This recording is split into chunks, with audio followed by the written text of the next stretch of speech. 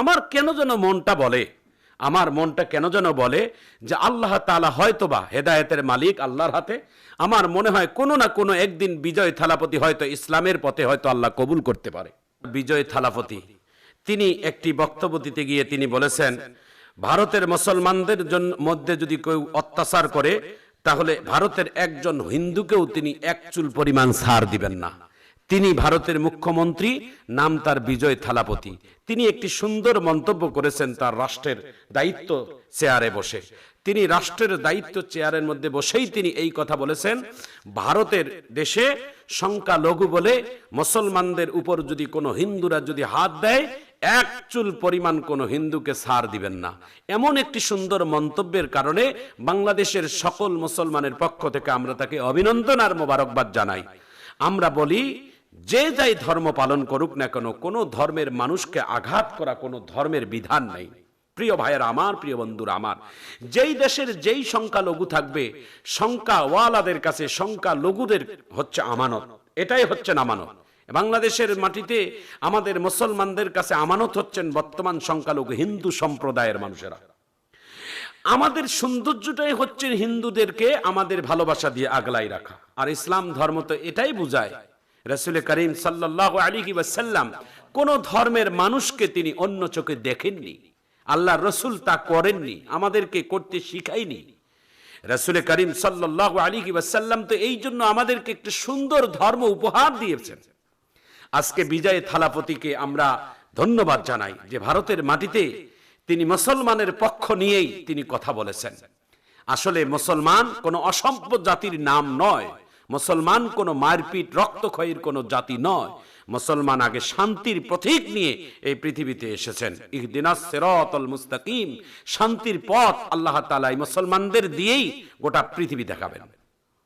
বিশ্ব নবী মুহাম্মদুর রাসূলুল্লাহ সাল্লাল্লাহু আলাইহি ওয়াসাল্লাম এমন একটি কালো যুগে, এমন একটি অন্ধকার যুগে আল্লাহ তাআলা পাঠিয়ে দিয়েছেন যেই সময়টা গোটা পৃথিবী অন্ধকার, জাহিলি যুগ, জাহিলি জামানায় 570 খ্রিস্টাব্দে আল্লাহ তাআলা আমাদের প্রিয় নবীকে মক্কার ভূমিতে আব্দুল্লাহর ঘরে কুরাইশ বংশের ভিতরে আল্লাহ তাআলা পাঠালেন মা আমেনার গর্ভে।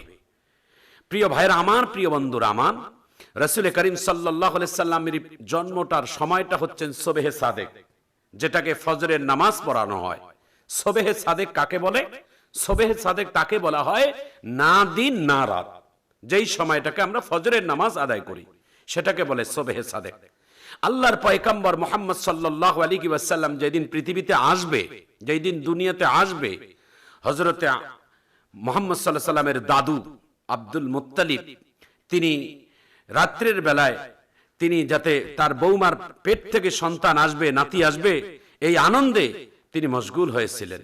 প্রিয় ভাইয়ের আমার, প্রিয় বন্ধুরা আমার, আব্দুল মুত্তালিব বলেন আমার নাতি মুহাম্মদ সাল্লাল্লাহু আলাইহি ওয়াসাল্লাম যখন এই আমার ঘরের ভিতরে যখন আসছে, তো আমার ঘর থেকে শুরু করে দিয়ে গোটা মক্কা মদিনাটা আল্লাহ তাআলা আলোকিত বানিয়ে দিয়েছেন। প্রিয় ভাইয়ের আমার, প্রিয় বন্ধুরা আমার, মুহাম্মদ সাল্লাল্লাহু আলাইহি সাল্লাম অন্ধকার বাতির আলো। তিনি হচ্ছেন এই পৃথিবীর জন্য একটা প্রদীপ। তিনি এই পৃথিবীর কালো ধলা মানুষদেরকে বিভাগগুলোকে নষ্ট করে দিয়েছেন, যাতে করে নামাজের মধ্যে কোনো গরিব দুঃখীর কোনো ভেদাভেদ না থাকে। মুসলমান ধর্ম, কোনো ধর্মের মধ্যে যেন কোনো গরিব দুঃখী না থাকা থাকে।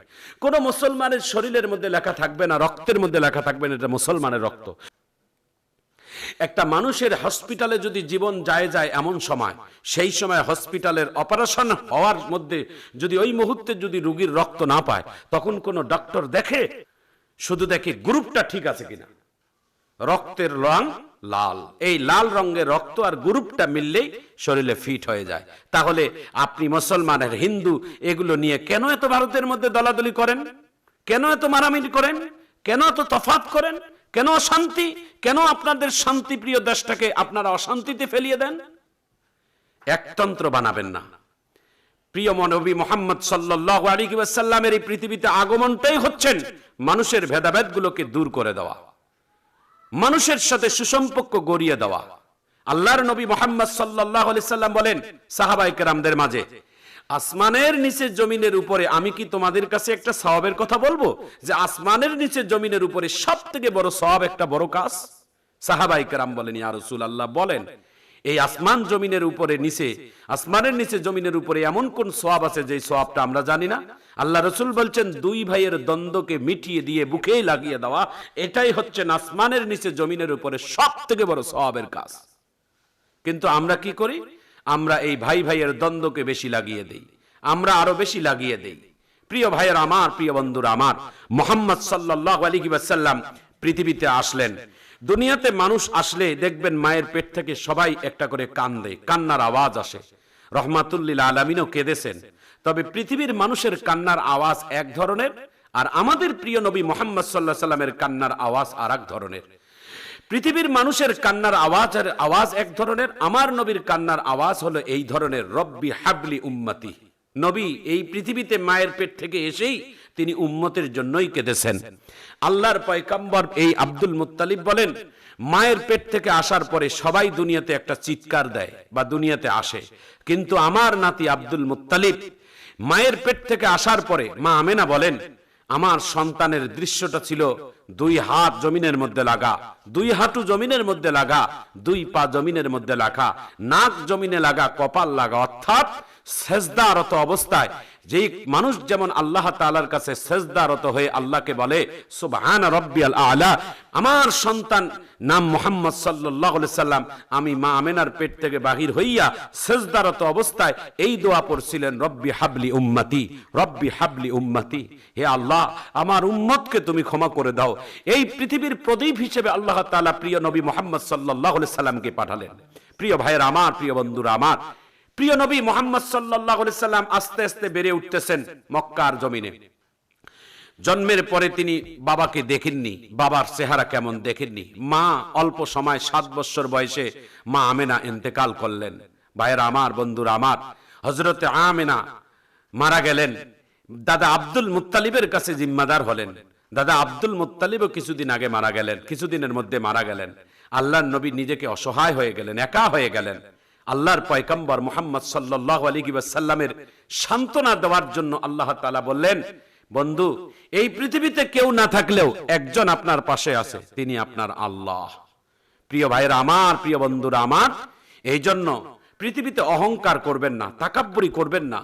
এই পৃথিবীতে অহংকারী লোকেরা টিকে নাই, থাকে নাই, কোনোদিন থাকবেও না। নমরুদ, ফেরাউন, হামান, সাদ্দাত, আবু জেহেল, আবু লাহাব, উতবা, সায়বা, তাদের অহমিকা, তাদের তাকাব্বুরি এই পৃথিবীতে নাই। সবাই মাটির সাথে মিশে গেছে, সবাই দুনিয়াতে ধ্বংস হয়ে গেছে। এই পৃথিবী আছে, এই জমিন আছে, এই আল্লাহর ঘর আছে, মসজিদ মাদ্রাসা আছে। এই জন্য ভারতের ওই শুভেন্দ্রকে আমরা স্পষ্ট জানিয়ে দিতে চাই, শুভেন্দ্র তুমি ইতিহাস বলে যেও না। তুমি যদি ইতিহাস পড়ে থাকো তাহলে তুমি ইতিহাস জেনে নাও, এই পৃথিবীতে তারা ইসলামের সাথে দুশমনি করেছে তারা কেউ নাই, সবাই আজকে মাটির নিচে চলে গেছে, তাদের হাড়হাড্ডিও পর্যন্ত আল্লাহ চিহ্নিত রাখেন নাই। সুতরাং এই পৃথিবী আছে, এই পৃথিবী থাকবে, এই জমিন আল্লাহর জমিন থাকবে। এই পৃথিবীর জমিনে আল্লাহর ঘর মসজিদ যতদিন আছে ততদিন আল্লাহর ঘর মসজিদ থাকবে। সুতরাং তুমি কয়েকটা মসজিদের মধ্যে হাত দিয়ে নমরুদের মতো নিজেকে বানাইও না, তুমি ধ্বংস হয়ে যাবা, তুমি ক্ষতিগ্রস্ত হয়ে যাবা। এজন্য এখনো সময় আছে, আল্লাহ তোমাকে ধ্বংস করার আগে তুমি নিজেকে তওবা করে নাও। হাদিসে আছে দুইটা জিনিসের মধ্যে কখনো হাত দিবা না। দুইটা জিনিস আল্লাহ তাআলার সরাসরি আল্লাহ তাআলা হেফাজত করে, একটি আল্লাহর কোরআন, আরেকটি আল্লাহর ঘর মসজিদ। রাসূল করিম সাল্লাল্লাহু আলাইহি সাল্লাম বলেন, আহাব্বুল বিলাদি ইলাল্লাহি মাসাজিদুহা, আমি নবীর কাছে নামি আল্লাহ তাআলার ঘর হচ্ছেন বাইতুল্লাহ, আর এই বাইতুল্লাহর ঘরকে আল্লাহ তাআলা হেফাজত করবেন। কোরআনে আল্লাহ তাআলা সূরা হিজরতের 9 নম্বর আয়াতে বলেন, ইন্না নাহনু নাযালনা যিকরা ওয়া ইন্না লাহু লাহাফিজুন, কোরআনকে আমি আল্লাহ তাআলা নাজিল করেছি, কিয়ামত পর্যন্ত কোরআনকে আমি আল্লাহ তাআলা হেফাজত করব।